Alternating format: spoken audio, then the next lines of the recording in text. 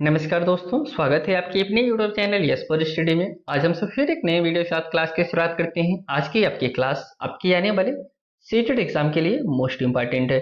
जैसा कि आप सब जानते हैं, सीटेट एग्जाम के लिए कोई स्टडी मटेरियल सबसे महत्वपूर्ण है, वो होता है आपका प्रीवियस ईयर क्वेश्चन पेपर। दोस्तों, सबसे पहले आपको हम यही बताते हैं इतना महत्वपूर्ण क्यों होता है प्रीवियस ईयर क्वेश्चन पेपर। क्योंकि दोस्तों, जो सीटेट का एग्जाम होता है वह कंसेप्चुअल बेस पे होता है, लैंग्वेज के बेस पे होता है, तर्क आधारित होता है। इसमें अगर आप ये सोच रहे हो कि हम किसी क्वेश्चन को रट ले पास हो जाए, तो ऐसा नहीं होगा। आपको क्वेश्चन की लैंग्वेज को समझना पड़ेगा, कैसे क्वेश्चन को घुमा फिरा के पूछा जाता है। इसमें आप क्वेश्चन पढ़ेंगे तो क्वेश्चन लैंग्वेज ही नहीं समझ पाएंगे, इसमें एग्जामिनर पूछना क्या चाह रहा है। या फिर चार ऑप्शन आपके पास रहता है, आपको ऐसा लगेगा चार के चारों ऑप्शन सही हो सकते हैं, लेकिन आपको वहां पे समझना पड़ेगा चारों ऑप्शन में जो ऑप्शन सबसे ज्यादा सही हो वही आपका राइट आंसर होता है। और जो सबसे महत्वपूर्ण बात है दोस्तों, उसको आप जरूर हर समय अपने ध्यान में रखिएगा। सीटेट एग्जाम देते समय इसमें सर्वे सर्वा कौन होता है? बच्चा होता है। आपके पढ़ाने का तरीका गलत हो सकता है, आपका विद्यालय गलत हो सकता है, आप गलत हो सकते हैं, आप जो इंस्ट्रूमेंट इस्तेमाल कर रहे हैं वह गलत हो सकता है, लेकिन एक चीज कभी नहीं गलत होता, वह कौन है? वह छोटा बच्चा है। इसलिए बच्चे के खिलाफ जितने भी ऑप्शन होंगे आपके वह गलत होंगे, बच्चे के फेवर में जितने भी ऑप्शन होंगे वही आपके राइट आंसर होंगे। आज जो हम सब पेपर सॉल्व कर रहे हैं वह पेपर आपका 20 अगस्त 2023 में जो आपका सीटेट का एग्जाम हुआ था, उसी दिन यह क्वेश्चन पेपर सॉल्व पूछा गया था। इसी पेपर को हम सब सॉल्व कर रहे हैं।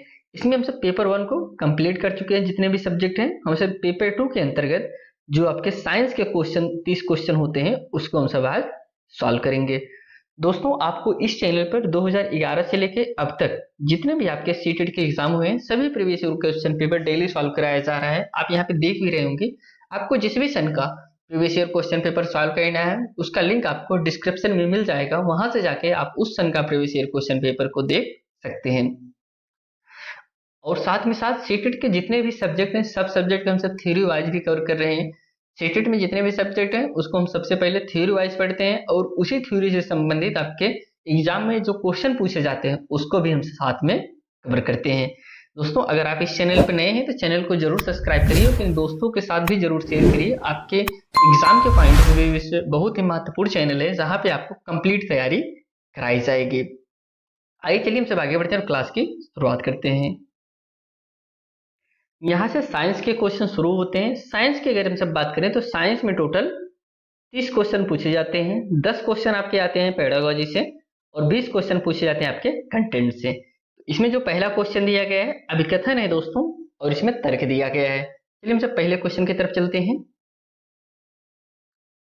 तेरे आमाशय हाइड्रोक्लोरिक अम्ल उत्पन्न करता है जो भोजन के भंजन में सहायता करता है। भंजन मतलब दोस्तों पचाना, भोजन को तोड़ना, तो यही होता है भंजन। तर्क आर है इसमें, पाचक रसों को क्रिया करने के लिए अम्लीय माध्यम की आवश्यकता होती है। ऑप्शन इसमें पहला जो ऑप्शन है ये सही है परंतु आर गलत है। सेकंड ऑप्शन है ए और आर दोनों सही हैं परंतु आर ए की सही व्याख्या नहीं है। थर्ड ऑप्शन है ए गलत है परंतु आर सही है। फोर्थ ऑप्शन है ए और आर दोनों सही हैं, आर ए की सही व्याख्या भी करता है। तो यह ऑप्शन आपका राइट हो जाएगा। Fourth option is correct answer. जो अम्ल होता है दोस्तों, जो हमारा भोजन पचता है बिना अम्लीय माध्यम से नहीं पच सकता, इसलिए अम्ल के माध्यम से हमारा भोजन पचता है। पाचक रसों की क्रिया करने के लिए अम्लीय माध्यम की आवश्यकता होती है, बिना इसके नहीं पचेगा। और साथ में भोजन भंजन करने में, भोजन को पचाने में, भोजन को तोड़ने में अम्ल की मात्रा जब तक नहीं रहेगी तब तक नहीं होगा। Option fourth is correct answer. Next question बढ़ते हैं। अगला जो क्वेश्चन है, नाइट्रोजन यौगिकीकरण शब्द का क्या अर्थ होता है दोस्तों? नाइट्रोजन यौगिकीकरण का जो अर्थ होता है उसको आपको बताना है। पहला ऑप्शन है नाइट्रोजन यौगिकों का गैसीय नाइट्रोजन में रूपांतरण। सेकंड है मृदा में उपस्थित जीवाणुओं द्वारा अमोनिया का नाइट्रेट में रूपांतरण। थर्ड है मृत जैव पदार्थ में उपस्थित विद्यमान नाइट्रोजन का वापस मृदा में अभिमुक्त करना। फोर्थ है जीवित प्राणियों के लिए अधिक प्रयोग लायक प्रयोज्य रूप हेतु वायुमंडलीय नाइट्रोजन का रूपांतरण। इसमें जो करेक्ट आंसर फोर्थ ही हो जाएगा। जीवित प्राणियों के लिए जो नाइट्रोजन यौगिकीकरण शब्द का क्या अर्थ होता है? यही अर्थ होता है कि जीवित प्राणियों के लिए अधिक प्रयोग लायक प्रयोज्य रूप हेतु वायुमंडलीय नाइट्रोजन का रूपांतरण। Fourth is correct answer. अगले क्वेश्चन चलते हैं।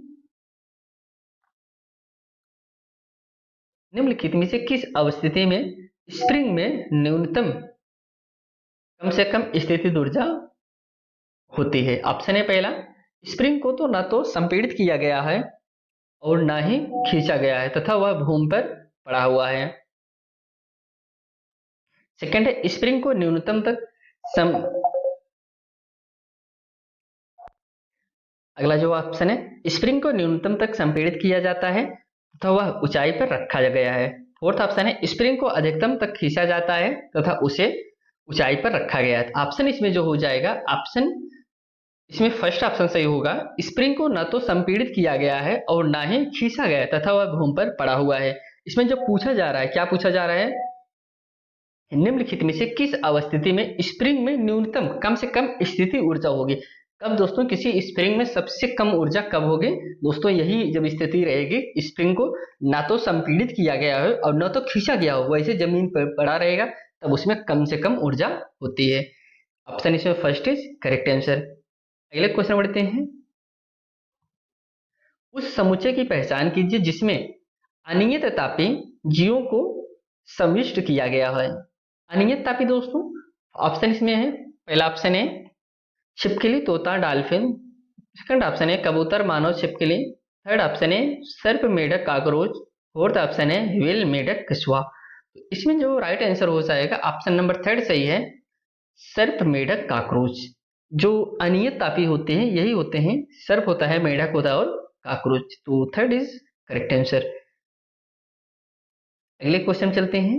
अगला क्वेश्चन है, निम्नलिखित में से कौन से मात्रकों के युग्म का समान भौतिक राशि को मापने के लिए प्रयोग किया जाता है? किसकी बात करें, इसमें कौन सा मापन है, मात्रक है जो समान भौतिक राशि को मापने के लिए प्रयोग किया जाता है? ऑप्शन फर्स्ट है किलोग्राम मीटर सेकंड स्क्वायर, ये नियम। सेकंड है kilogram metre square upon second square, WS। Third है kilogram metre upon second square, WS। Fourth है kilogram metre square upon second square, JS, J upon S। तो इसमें जो right answer हो जाएगा, समान भौतिकों के राशि के लिए प्रयोग किया जाता है, तो ऑप्शन इसमें जो होगा second option, kilogram metre square upon second square, WS। Option second is correct answer. Next question चलते हैं। अगला जो क्वेश्चन है दोस्तों, थोड़ा सा हम जूम आउट कर लेते हैं इसको, फिर बताते हैं। निम्नलिखित अनुच्छेद को पढ़िए तथा उस शब्द समूह वाले विकल्प का चयन कीजिए जो इस सही प्रकार से दिए गए क्रम में रिक्त स्थान को भरे। निषेचन के समय माता पिता के शुक्राणु और, एक मिनट, हाँ फिर से पढ़ते हैं। निषेचन के समय पिता के शुक्राणु और माता के अंडाणु संलित होकर डब्लू बनाते हैं जो कि बारंबार विभाजित होकर कोशिकाओं के गोले में बदल जाता है। कोशिकाएं विभिन्न अंगों और उत्तकों में परिवर्धित होने लगती हैं। इस विकसित होती संरचना को यक्ष कहते हैं जो कि वायु की दीवार में रोपित हो जाता है। यक्ष की वह अवस्था जिसमें सभी शारीरिक भागों की पहचान हो सके। आगे बढ़ते हैं। हो सके वह जेड कहलाता है। WXYZ क्रमशः है, क्या है दोस्तों? अब देखिए इसमें जो प्रजनन की क्षमता, प्रजनन का चरण होता है, उस चरण को आपको बताना है कि कौन सा। जैसे W की बात किया गया है पहले, फिर X के, फिर Y के, फिर Z का। पहला ऑप्शन है युग्मजन, गर्भाशय, भ्रूण। इसके बाद एक मिनट दोस्तों,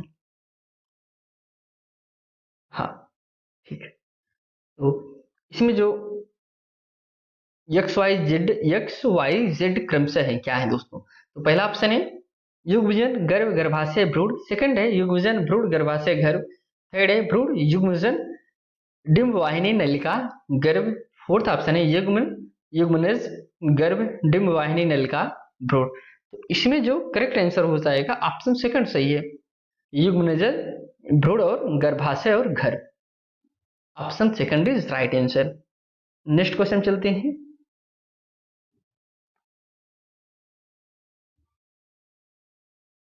निम्नलिखित में से अभिक्रियाओं में कौन सी संभव नहीं है? ऐसी कौन सी अभिक्रिया है जो संभव नहीं है? ऑप्शन है, पहला ऑप्शन है PbSO4, plus Fe, second option है Al plus CuSO4, third option है ZN plus CaSO4, fourth option है Mg प्लस ZnSO4। तो इसमें जो करेक्ट आंसर हो जाएगा ऑप्शन थर्ड सही है दोस्तों। ये संभव नहीं है, ZN जिंक है plus CaSO4, option third is right answer. Next question चलते हैं। अगला जो क्वेश्चन है, निम्नलिखित में से कौन से ग्राफ सीधी रेखाएं रिज रेखाएं हैं? कौन से ग्राफ सीधी रेखाएं जो कि क्या है, रिज रेखाएं हैं? आप एक कथन है दोस्तों, विराम अवस्था में पिंड वस्तु का दूरी समय ग्राफ है। सेकंड एक बी कथन है, एक समान त्वरण के साथ गतिमान पिंड वस्तु का वेग समय ग्राफ। थर्ड ऑप्शन है, एक समान त्वरण के साथ गतिमान पिंड वस्तु का दूरी समय ग्राफ। डी कथन है, विराम अवस्था में पिंड वस्तु का वेग समय ग्राफ। तो इसमें जो ऑप्शन दिया गया है, पहला ऑप्शन है ए सही है, बी सही है, डी सही है, सेकंड ऑप्शन है ए बी सी सही है, थर्ड ऑप्शन है सी और डी सही है, लास्ट ऑप्शन है ए और बी सही है। तो आप कहेंगे इसमें ए सही है, बी सही है, डी सही है, सी की जो गलत है, सी में क्या कह रहा था, एक समान त्वरण के साथ गतिमान पिंड वस्तु का दूरी समय ग्राफ, यह गलत है, बाकी और सभी सही है। अगले क्वेश्चन बढ़ते हैं।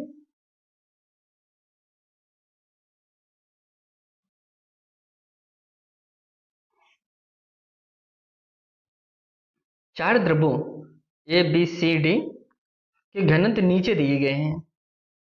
यहाँ ये द्रव्य है, ए है, बी है, सी है, डी है। इसका घनत्व है 785, 820, 924, 1020। इस सूचना के आधार पर निम्नलिखित में से सही कथन की पहचान कीजिए। किस सूचना के अनुसार? इस सूचना के अनुसार। पहला ऑप्शन है, एक बिंब जो द्रव्य सी में तैरता है वह द्रव्य ए में तैर भी सकता है और नहीं भी। सेकंड है, एक बिंब जो द्रव्य ए में तैरता है वह द्रव्य बी में तैर भी सकता है और नहीं भी। थर्ड ऑप्शन है, एक बिंब जो द्रव्य बी में तैरता है वह निश्चित रूप से द्रव्य ए में भी तैरेगा। फोर्थ कथन है, ऑप्शन है दोस्तों, कथन नहीं है, एक बिंब जो द्रव्य सी में तैरता है वह निश्चित रूप से द्रव्य बी में भी तैरेगा। देखिए अब इसमें आपको घनत्व तो पता होना चाहिए, कौन सा घनत्व कितने पर कौन तैरेगा कौन नहीं तैरेगा।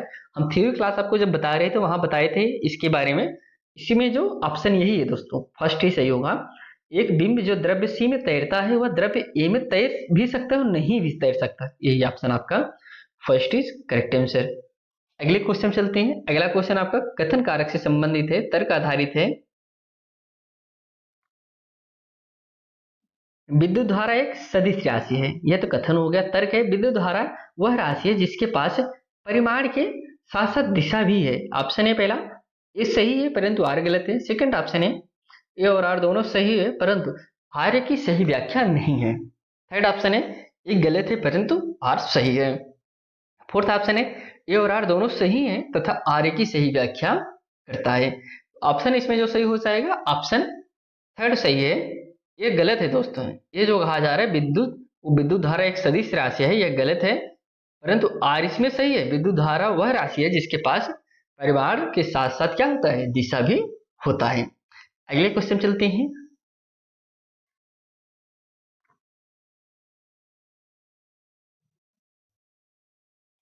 निम्नलिखित में से किन कोशिका अंगकों में स्वयं का डीएनए अंतर्वृष्ट होता है? किसमें, किस कोशिका अंगकों में स्वयं का डीएनए अंतर्वृष्ट होता है? आप पहले कुछ कथन दिए गए। कथन है लवक में, सेकंड कथन है सूत्र कणिका में, थर्ड कथन है नाभिक में, फोर्थ कथन है रक्तिका में। ऑप्शन इसमें जो दिए गए हैं सी और डी सही है, सेकंड ऑप्शन है बी और सी सही है, थर्ड ऑप्शन है ए बी और सी सही है, लास्ट ऑप्शन है ए सही है, बी सही है और डी सही है। इसमें जो करेक्ट आंसर हो जाएगा ऑप्शन थर्ड सही है, ए सही है, बी सही है और सी भी सही है। इसमें होता है, बाकी डी की अगर बात करें रिक्तिका में नहीं होता है। तो अगले क्वेश्चन चलते हैं।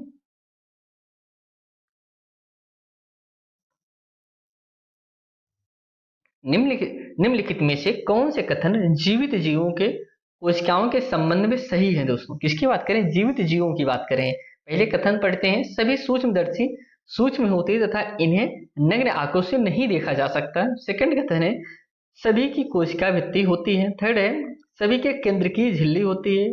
फोर्थ है सभी की कोशिका झिल्ली होती है। ये तो कथन हो गया। इसमें कौन सा सही है?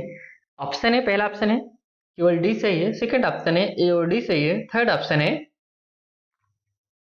बी और सी सही है, लास्ट ऑप्शन है केवल ए सही है। इसमें जो करेक्ट आंसर हो जाएगा सेकंड ऑप्शन सही है, ए सही है और डी सही है, डी और सी इसमें गलत है। एक मिनट, नहीं इसमें डी नहीं, बी नहीं होगा दोस्तों, इसमें केवल डी सही है। सभी कोशिका झिल्ली होती है यह सही है, बाकी और सभी गलत हैं कि इस इन्हें नग्न आंखों से सभी, इसमें देखिए सभी की बात किया गया इसलिए यह गलत हो जाएगा। सभी कोशिका भित्ति होती है, सभी कोशिका भित्ति नहीं होती है, सभी केंद्र की झिल्ली होती है, ये भी गलत हो गया। ऑप्शन इसमें सिर्फ डी सही है, केवल फर्स्ट ऑप्शन सही है, option A is right answer. Next question की तरफ चलते हैं। अगला क्वेश्चन मिलान करना है, आपको हम मिला के बता देते हैं।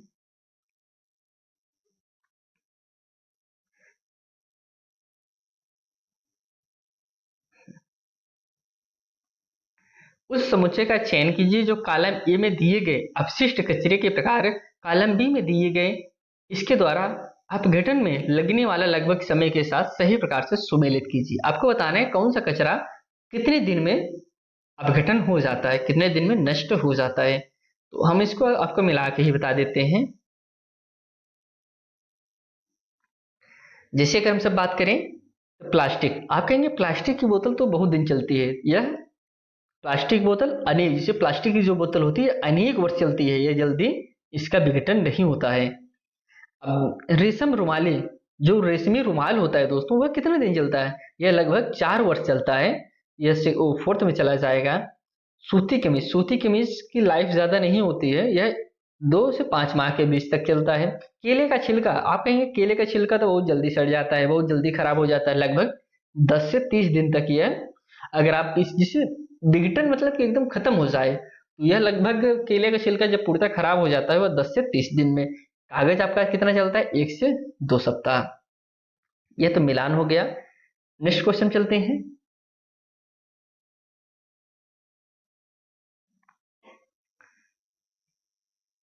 एक ऊंचाई से 15 ग्राम द्रव्यमान का पंख छोड़ा जाता है, यह पाया जाता है कि वह एक समान वेग से गिर रहा है, उस पर काम करने वाला नेट बल कितना होगा। कितना, किसकी बात करें, एक ऊंचाई से 15 ग्राम है दोस्तों, कितना है 15 ग्राम द्रव्यमान का पंख छोड़ा जाता है, उस पर आपको कितना नेट बल काम कर रहा है उसको बताना है। ऑप्शन फर्स्ट है 0, सेकंड ऑप्शन है 1.47 एन, थर्ड ऑप्शन है 14.7 एन, फोर्थ ऑप्शन है 147.एन, एक से नहीं 147 एन पॉइंट नहीं है।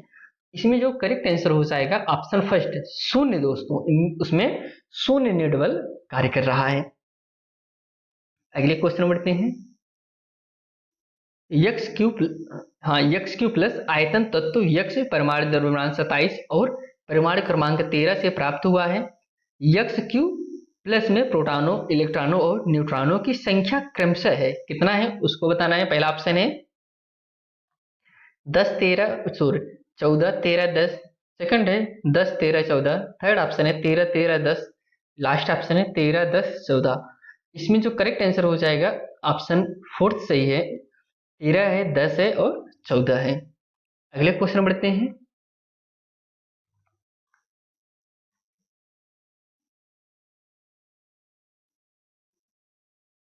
उस समुच्चय की पहचान कीजिए जो द्विलिंगी पुष्पों, फूलों को उत्पन्न करने वाले पादपों से बना है दोस्तों। किसकी बात करें, जिसमें द्विलिंगी पुष्प से जो बने हैं, फूल बने हैं, उसको आपको बताना है। ऑप्शन है पहला खीरा पपीता गुलाब, सेकंड ऑप्शन है सरसों गुलाब पिटूनिया, थर्ड ऑप्शन है मक्का खीरा पिटूनिया, फोर्थ ऑप्शन है मक्का पपीता सरसों। इसमें जो राइट आंसर हो जाएगा ऑप्शन सेकंड सही है, सरसों गुलाब पिटूनिया, यह द्विलिंगी पुष्प के फूल हैं। नेक्स्ट क्वेश्चन चलते हैं।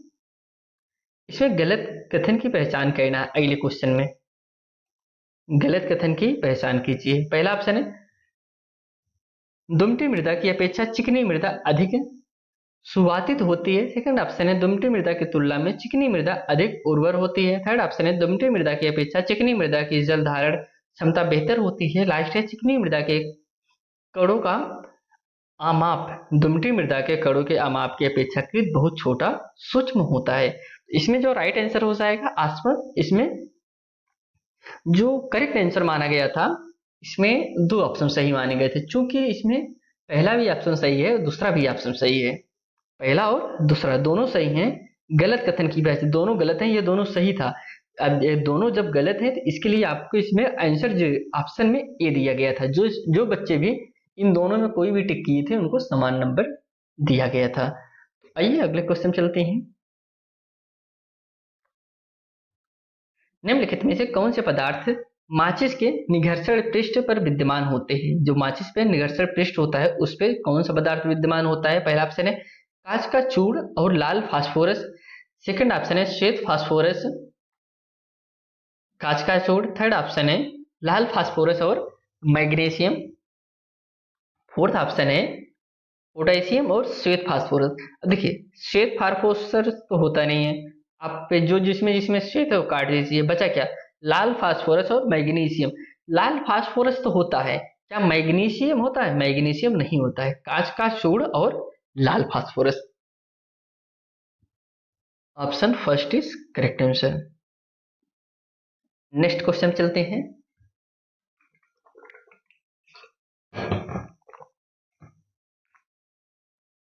कह रहे हैं ए और बी अपने हार्मोन तब स्रावित करते हैं जब उन्हें ग्रंथ सी से आदेश प्राप्त होता है। निम्नलिखित में से कौन सा क्रमशः ए बी और सी हो सकता है? कह रहे हैं कि ए और बी अपने हार्मोन जो है तभी निकालते हैं जब उनको एक तीसरी ग्रंथि सी बोलती है या इशारा करती है, संकेत देती है। तो ऑप्शन फर्स्ट है अग्नाशय अधिक, ऑप्शन पहला है अग्नाशय अधिवृक्क ग्रंथिया थायराइड। सेकंड ऑप्शन है थायराइड अधिवृक्क ग्रंथिया पीयूष। सेकंड था थर्ड ऑप्शन जो है वृषण अंडाशय थायराइड। फोर्थ ऑप्शन है पीयूष अग्नाशय थायराइड। इसमें जो राइट आंसर हो जाएगा थर्ड ऑप्शन सही होगा, थायराइड अधिवृक्क ग्रंथिया और Piyush. Option second is correct answer. Next question चलते हैं। सूचित छिद्र कैमरे द्वारा निर्मित प्रतिबिंब वास्तविक होता है, निम्नलिखित में से कौन सा कथन इस तथ्य की उपयुक्त व्याख्या प्रदान करता है? ऑप्शन है पहला ऑप्शन है प्रकाश छोटे से मुख्य छेद में प्रवेश करने पर विवर्तित हो जाता है। सेकंड ऑप्शन है प्रकाश सीधी रेखा में गमन करता है। थर्ड ऑप्शन है प्रकाश ऊर्जा का एक स्वरूप है। फोर्थ ऑप्शन है प्रकाश जब एक माध्यम से दूसरे में गमन करता है तब वह अपना पथ परिवर्तित करता है। ऑप्शन इसमें सेकंड सही हो जाएगा, प्रकाश सीधी रेखा में गमन करता है। क्या प्रकाश आप जब मारते हैं इसे अभी टार्च से आप जलाएंगे तो क्या घूम के जाता है? नहीं, प्रकाश सीधी रेखा में जाता है, इसलिए option second is correct answer. Next question चलते हैं। निम्नलिखित में से मुक्तोत्तर प्रश्न की पहचान कीजिए। पहला ऑप्शन है मानव सेलुलोज को क्यों नहीं पचा सकता। देखिए ऐसे मुक्तोत्तर प्रश्न मतलब ऐसे प्रश्न बताइए अगर जिसमें कोई फिक्स आंसर ना हो। जैसे भी आपसे हम इसे पूछें कि मुक्तोत्तर प्रश्न मतलब निबंधात्मक प्रश्न, अभी आपको हम बोल रहे हैं कि गाय पे निबंध लिखिए, तो क्या सभी बच्चे जैसे लिखेंगे? नहीं, सबको बच्चा का निबंध अलग अलग रहेगा। यही आपका मुक्तोत्तर प्रश्न होता है, मतलब इसमें खुला प्रश्न होता है जो आप कोई फिक्स आंसर नहीं होता है। वहीं बहुविकल्पी प्रश्न की बात करें तो आप कहेंगे बहुविकल्पी में 4 ऑप्शन होते हैं, आप 100 लोगों से पूछ लीजिए, 1000 बच्चों से पूछ लीजिए, 1,00,000 बच्चों से पूछ लीजिए, जो ऑप्शन आएगा वही चारों में से एक ऑप्शन आएगा, सभी लोग देंगे। तो ये इसे इसमें करें मानव सेलुलोज क्यों नहीं पचा सकती, ये तो फिक्स आंसर हो जाएगा। फर्स्ट तो आपका होगा नहीं। सेकंड ऑप्शन है सेलुलोज किससे बना होता है, यह भी फिक्स आंसर हो जाएगा। क्या होगा? यदि मानव सेलुलोज को पचा सके। अब देखिए इसका आंसर जितने भी बच्चे होंगे क्या एक जैसा देंगे? सब अपना अपना अलग अलग दिमाग लगाएंगे। 5 ऐसे जीव, ये तो 5 ऐसे फिक्स कर दिया, 5 ऐसे तो होगा नहीं। Option third is correct answer. Next question बढ़ते हैं। अगला क्वेश्चन आपको सबसे पहले हम सब कथन को पढ़ेंगे। 1 मिनट। हाँ, निम्नलिखित में से कौन से स्कूलों में वर्तमान में पालन होने वाले पाठ्यचर्या संबंधी गतिविधियों के संबंध में सही है? अब कथन है प्रारंभिक कक्षाओं में विज्ञान और गणित को एकीकृत रूप में विज्ञान और प्रौद्योगिकी की तरह पढ़ाया जाता है। सेकंड ऑप्शन है कथन है दोस्तों माध्यमिक कक्षाओं में भौतिक रसायन विज्ञान एवं जीव विज्ञान को एकीकृत रूप से विज्ञान की तरह पढ़ाया जाता है। थर्ड कथन है प्राथमिक कक्षाओं में विज्ञान और सामाजिक विज्ञान को एकीकृत रूप में ईवीएस की तरह पढ़ाया जाता है। तो अब हम ऑप्शन देखते हैं। ऑप्शन है पहला बी और सी सही है, सेकंड ऑप्शन है ए और बी सही है, थर्ड ऑप्शन है केवल सी सही है, लास्ट ऑप्शन है केवल बी सही है। इसमें जो करेक्ट आंसर हो जाएगा बी और C is right answer. Next question चलते हैं। एक मिनट।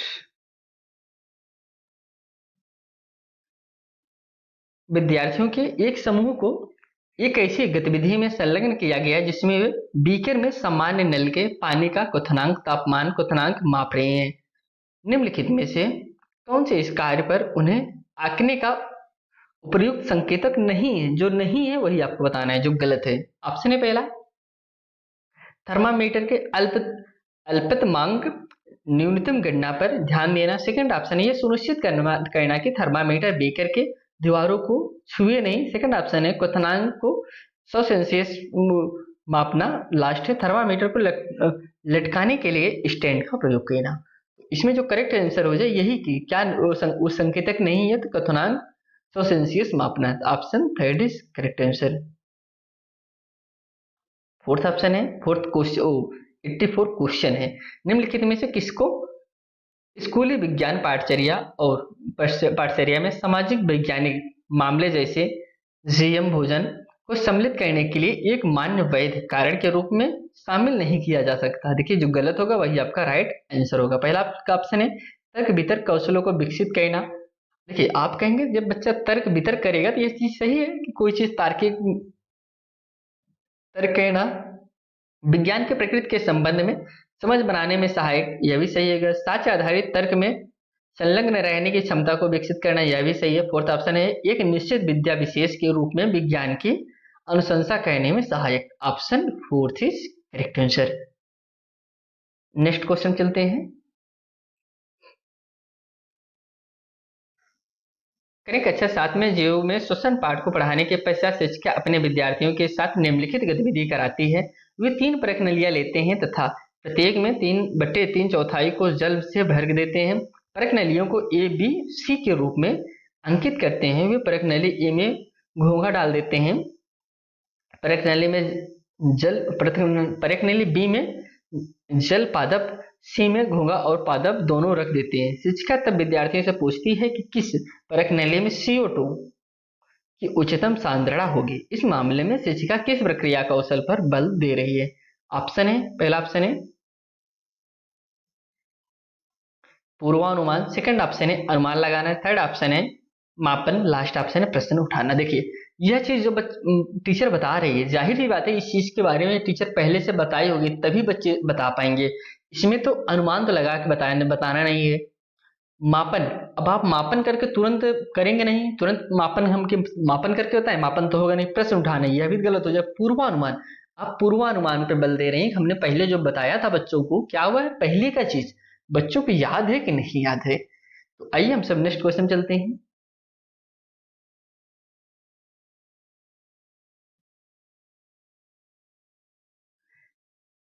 पाठ्य पुस्तकों में विस्तारित अधिगम के भाग के रूप में प्रस्तावित गतिविधियों के संबंध में निम्नलिखित में से कौन सा सही नहीं है? जो सही नहीं है वही आपको बताना है। पहला ऑप्शन है ये बच्चों के ज्ञान एवं कौशल के रंग पटल के लिए महत्वपूर्ण मूल्य संवर्धन है। सेकंड है ये विद्यार्थियों के मूल्यांकन का महत्वपूर्ण आधार बनती है। थर्ड है इनमें से कुछ भी विद्यार्थियों द्वारा विभिन्न प्रकार की सूचना एकत्र करने और स्वयं निष्कर्ष निकालने की आवश्यकता होती है। फोर्थ जो है कथन दोस्तों, इनमें से कुछ बृहत रूप से विशेषज्ञों शिक्षकों एवं समाज के साथ बच्चों की अंतःक्रिया को बढ़ाती है। तो ऑप्शन इसमें सेकंड ऑप्शन ही सही हो जाएगा, ये विद्यार्थियों के मूल्यांकन का महत्वपूर्ण आधार बनती है। तो option second is correct answer. Next question बढ़ते हैं। विज्ञान पाठचर्या के विषय वस्तु वैधता के संदर्भ में निम्नलिखित में से कौन से सामान्यतः परिलक्षित नहीं होता है? दोस्तों जो नहीं होता है गलत है, आपको बताना है। कथन ये सामग्री अद्यतन है, सेकंड है अवधारणाएं यथार्थ निरूपित हैं, थर्ड है कुछ शिक्षार्थियों के लिए अवधारणाओं को तुच्छ बनाया गया है।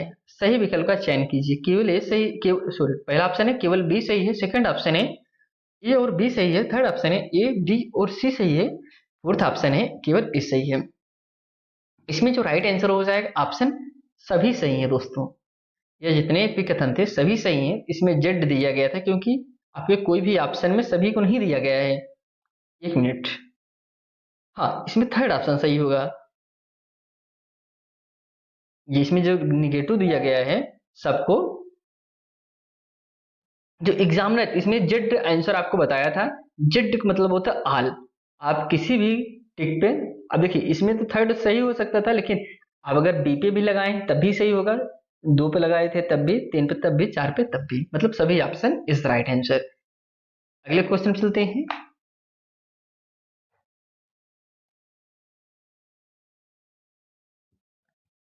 निम्नलिखित में से किसे टीम दल शिक्षण के लिए सबसे उपयुक्त तर्काधार के रूप में शामिल किया जा सकता है? तर्काधार के तो ऑप्शन पहला है, यह बृहद आमाप वाली कक्षाओं के लिए एक प्रभावी रणनीति है। सेकंड, ये विविध सुविज्ञता वाले विद्यार्थियों को लाभ पहुंचाता है। थर्ड है, यह आकलन के कार्य को सरल बनाता है। लास्ट है, यह विद्यार्थियों की भागीदारी में वृद्धि करने में सहायक है। ऑप्शन इसमें जो सही हो जाएगा सेकंड ऑप्शन, यह विविध सुविज्ञता वाले विद्यार्थियों को लाभ पहुंचाता है। तो सेकंड इज करेक्ट आंसर। अगले क्वेश्चन चलते हैं।